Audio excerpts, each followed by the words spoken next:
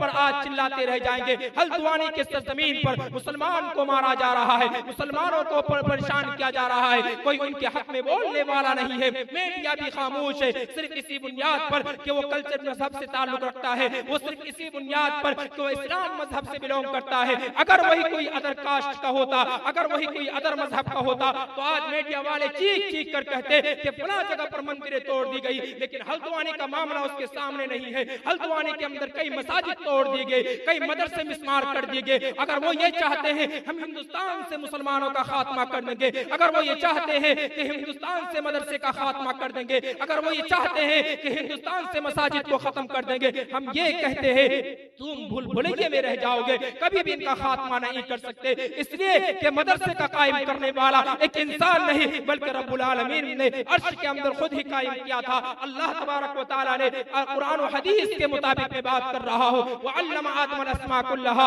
सुम्मा अरज़हum अलल मलाइका फक़ाल अंबिऊनी बिअस्माइ हाउलाई इन कुंतुम सादिक़ीन। हजरत आदम अलैहिस्सलातु वस्सलाम को फरिश्तों के सामने खड़ा कर दिया था। गोया के मदरसे की जो शुरुआत हुई है आसमान से हुई है, उसी के आखिर में इम्तिहान दुनिया के अंदर लाया गया है। और मदरसे को अगर खात्मा करना चाहते हैं, याद कर लीजिएगा 1857 की जंग आजादी, अंग्रेज ने एक शख्स से पूछा था मुझे ये बताओ कि हिंदुस्तान की सरजमीन पर हम देर तक हुकूमत कैसे कायम कर सकते हैं। तो एक शख्स ने कहा था आपको अगर देर तक कायम करना है हुकूमत तो सबसे पहली शर्त यह है कि आप मदरसे को मिस्मार करना शुरू कर दीजिए, मदरसे का खात्मा करना शुरू कर दीजिए। मुसलमानों को खत्म करने से पहले उनके आलिम दीन को खत्म कीजिए जो हक के खिलाफ नहीं खड़े होते, मजलूम के हक में खड़े होते हैं, जालिमों के खिलाफ खड़े होते हैं। वो फिर इसी तरीके से 2 साल के अंदर 2 लाख कुरान करीम के नुस्खे को जलाया था। 2 साल के अंदर एक साल के अंदर 50,000 मदरसे मिस्मार कर दिए थे दिल्ली की सरजमीन पर। वो सोच रहे थे कि हम हिंदुस्तान के सरजमीन पर देर तक हुकूमत कायम कर सकते हैं। लेकिन हुआ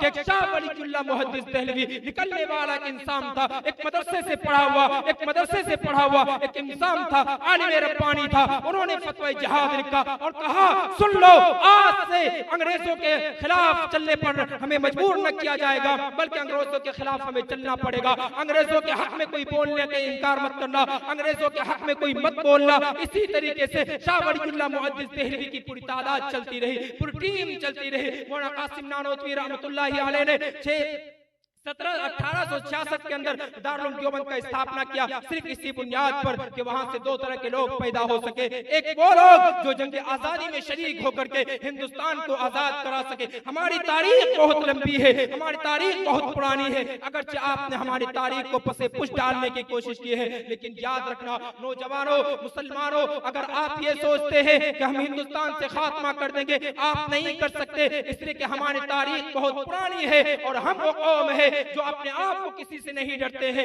बस खुदाए वहदहू ला शरीक से हम डरते हैं। हमारे दिल के अंदर खौफ खुदा होता है, उसके अलावा किसी का खौफ नहीं होता। हम बबांगे दुहल कहते हैं, चाहे वो स्टेज हो, चाहे वो जेल के अंदर बोलने वाला इंसान हो। जेल से भी हक की बात करते हैं, स्टेज से भी हक की बात करते हैं। अंग्रेज ने जब पूछा था किस तरीके से हुकूमत कायम रह सकती है, तो फिर इसी तरीके से अंग्रेज ने कई लाख मदरसे का खात्मा किया था, कुरान करीम के नुस्खे जलाए थे और जगह पे जगह उन्होंने सूली की जगह कायम कर दिए थे और कहा था इस जगह से अगर कोई आलिम दीन गुजरे, मदरसे से पढ़ने वाला कोई तालिब इल्म गुजरे, मदरसे में पढ़ाने वाला कोई टीचर गुजरे, याद रखना उन्होंने कहा था अगर कोई दाढ़ी और टोपी वाला इस रास्ते से गुजरे तो उन्हें सूली के फंदे पर चढ़ा देना, शूट वायरेट कर देना। उन्होंने ये फतवे जिहाद दिया था। लेकिन याद रखो मुसलमानों, उस वक्त भी मुसलमान जीत गए थे और मुसलमानों की नाकामी नहीं हुई थी, बल्कि आज मुसलमान पूरी दुनिया के अंदर ही नहीं बल्कि हिंदुस्तान के अंदर अच्छी तरीके से जी रहा है और मुसलमानों का खात्मा करने वाला खुद ही इस दुनिया से खत्म हो गया।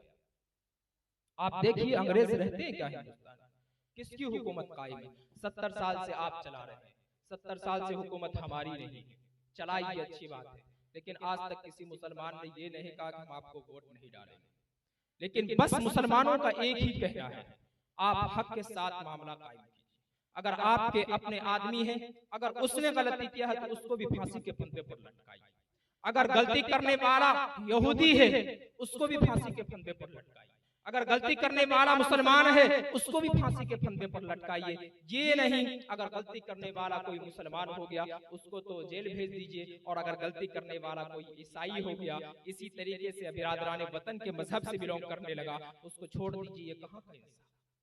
ये तो गोया कि आप हिंदुस्तान के खुली हुई तरह से आप ये कह लीजिए कि हिंदुस्तान के कॉन्स्टिट्यूशन ऑफ इंडिया को आप खिलवाड़ कर रहे हैं। क्यों बनाया था आपने कानून? आपने इसीलिए कानून बनाया था। आप बाबरी मस्जिद के हालात को उठा करते देखिए, सिर्फ उन्होंने एक बुनियाद पर, और तमाम प्रूफ जितने भी थे बाबरी मस्जिद के ताल्लुक से वो हमारे प्रूफ थे, लेकिन फिर भी हमारे हक में फैसला नहीं हुआ।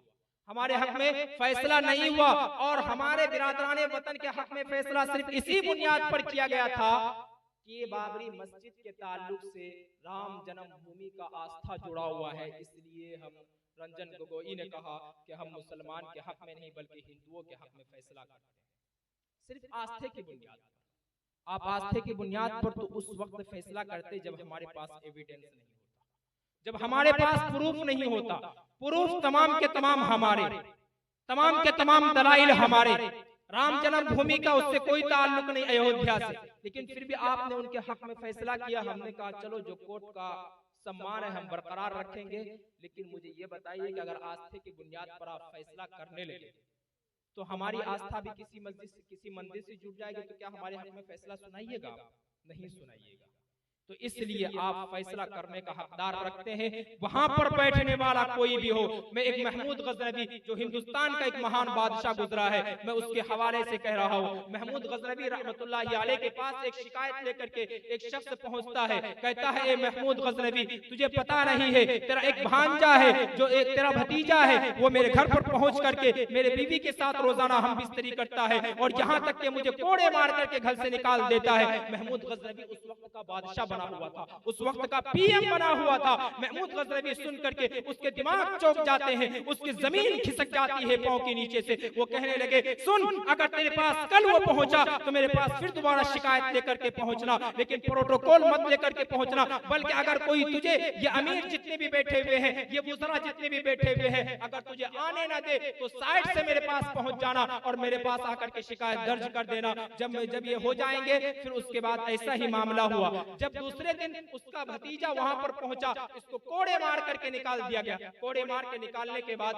महमूद गजनवी के पास दोबारा वो शिकायत लेकर के पहुंचता है। महमूद गजनवी रहमतुल्लाहि अलैह एक महान बादशाह गुजरे हैं, जिनका नाम आज हिंदुस्तान के सरजमीन पर लेना पाप समझा जाता है। लेकिन सुनिए, महमूद गजनवी के हालात को पढ़ करके देखिए। महमूद गजनवी रहमतुल्लाहि अलैह के पास जब वो शख्स पहुंचता है, महमूद गजनवी अपने दोनों मयान के अंदर तलवार को दाखिल करते हैं, घोड़े पर सवार होते हैं, बैठ करके उनके घर पर पहुंचते हैं। घर पर पहुंचने के बाद देखता है कि उनका भतीजा उनके साथ गलत बिस्तरी कर रहा है, फिराश बना हुआ है उनकी बीवी के साथ, इसको निकाल दिया है और सिरहाने में एक मोमबत्ती जली हुई है। महमूद गजनवी ने कहा मोमबत्ती को बंद कर दो, और अपने मयान से तलवार निकाला। महमूद गजनवी ने कहा इसका सर कलम कर दो। महमूद गजनवी ने अपने हाथ से उसका सर कलम किया और कहा ऐ जालिम, ऐ मजलूम, मैंने तेरे साथ आज इंसाफ का मामला किया है। कल क़यामत के मैदान में अगर रब्बा पूछेगा तूने क्या लाया है तो मैं यही कहूंगा मैंने मजलूम के साथ इंसाफ का मामला किया था।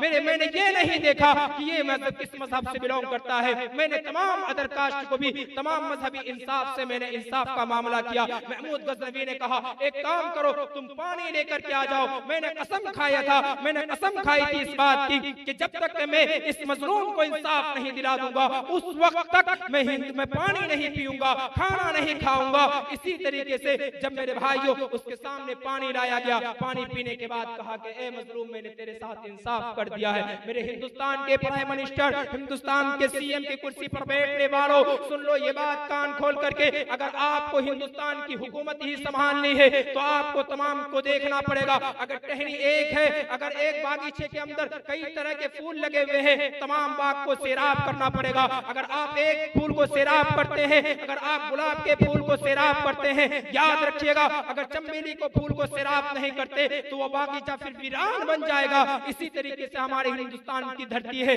यहाँ पर हर तरह के लोग रहते हैं, यहाँ पर ईसाई भी रहते हैं, यहाँ भी अदर कास्ट के लोग रहते हैं। तमाम के साथ इंसाफ का मामला कीजिए और जब तक कि आप इंसाफ कायम करेंगे ये हिंदुस्तान हमारा चलता रहेगा। लेकिन अगर आप इंसाफ का मामला छोड़ दीजिएगा, इंसाफ करना बंद कर दीजिएगा तो याद रखिएगा फिर हमारे दरमियान एक जुल्म ज्यादती का मामला शुरू हो जाएगा और फिर हम और आप एक दूसरे से जुल्म करते रहेंगे और दुश्मनी और अदावत वक्त में तब्दील हो जाएगी। इसलिए मेरे भाइयों, मैंने अपने कौमों से कहा है कि अपने अंदर सियासी शऊर बेदार करो। अपने अंदर अगर सियासी शऊर बेदार नहीं किए और सोचोगे ये कि मुझे फुला टीम वाले आकर के मुझे बेदार कर देंगे, अगर ये सोचोगे अखिलेश आकर के मुझे जिताएगा, मेरी कौम के हालात को सुधार देगा, अगर ये सोचोगे कांग्रेस पार्टी का लीडर राहुल आकर के मेरी हालात को सुधार देगा, अगर ये सोचोगे कि इसी तरह आकर के तेजस्वी आकर के हमारे हालात को सुधार देगा, तो याद रखिएगा कौम के नौजवानों, आपके हालात को कोई सुधारने वाला नहीं है। कुरान करीम कहता है इन्नल्लाह ला युगय्यिरु मा बिक़ौमिन हत्ता युगय्यिरु मा बिअनफुसिहिम। अपने अंदर जब तक की तब्दीली लाने की कोशिश नहीं करोगे आपके हालात को कोई नहीं सुधार सकता और जो आपके खुद ही हालात सुधारने की जरूरत पड़ेगी। इसलिए मैं आज से ये बात अपील करते हुए जा रहा हूँ, अपने अंदर एक कौम के नौजवानों सियासी शऊर बेदार करो, अपने अंदर एक ऐसा हुनर पैदा करो कि दुनिया देख करके आपके इस्तकबाल में खड़े हो जाए, आपके वेलकम करने के लिए खड़े हो जाए, आपके जमीन बोझ होने पर मजबूर हो जाए और दुनिया आपके नीचे फर्श बिछाने पर मजबूर हो जाए। मैं अपनी बातों को खत्म करता हूँ। वाखिरु दावाना अल्हम्दुलिल्लाहि रब्बिल आलमीन। सीना निकाल दिया, अल्लाहु अकबर। जो आदमी सो गए, देखिए कुछ आदमी सो भी रहे हैं। हाफिज अकरम साहब अगले बार से अगर प्रोग्राम करिएगा ना ठंड के मौसम में तो एक बेहतरीन गद्दे का, एक बेहतरीन तकिए का, एक बेहतरीन भागलपुरी चादर, सॉफ्ट चादर के इंतजाम कीजिएगा। ये लोग बैठ के बहुत सुन चुके, अब सो के सुनेंगे इंशाअल्लाह, है कि नहीं है? इंशाअल्लाह। आइए दोस्तों, वक्त बहुत हो चला है।